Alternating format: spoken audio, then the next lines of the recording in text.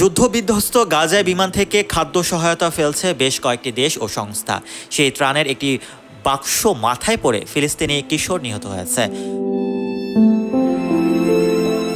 Al Jazeera দ্বারা যাচাইকৃত গাজা থেকে প্রাপ্ত ফুটেজে দেখা যাচ্ছে মধ্য গাজার তথাকথিত নেট জারিম করিডোরের কাছে 15 বছর বয়সী মুহান্নাদ জাকারিয়া ঈদের মৃতদেহের চারপাশে বেশ কয়েকজন লোক জড়ো হয়েছে।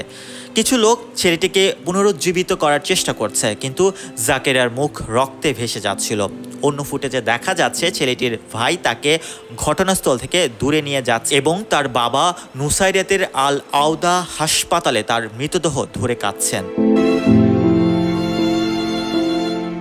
গাজা সরকারের মিডিয়া অফিস জানিয়েছে 2023 সালের অক্টোবরে ইসরায়েলি যুদ্ধ শুরু হওয়ার পর থেকে বিমান থেকে ত্রাণ ফেলার ঘটনায় কমপক্ষে 23 জন ফিলিস্তিনি নিহত এবং 124 জন আহত হয়েছেন। আমরা বারবার এই অমানবিক পদ্ধতির বিপদ সম্পর্কে সতর্ক করেছি, বারবার নিরাপদে এবং পর্যাপ্ত উপায়ে স্থলপথ দিয়ে সাহায্য প্রবেশের আহ্বান জানিয়েছি। বিশেষ করে খাদ্য, শিশুর দুধ, ওষুধ এবং চিকিৎসা সরবরাহ নিশ্চিতের দাবি জানাচ্ছি, কিন্তু কেউ আমাদের দিকটি বিবেচনা করছে না। Mohammad Rasel, news 21 international desk.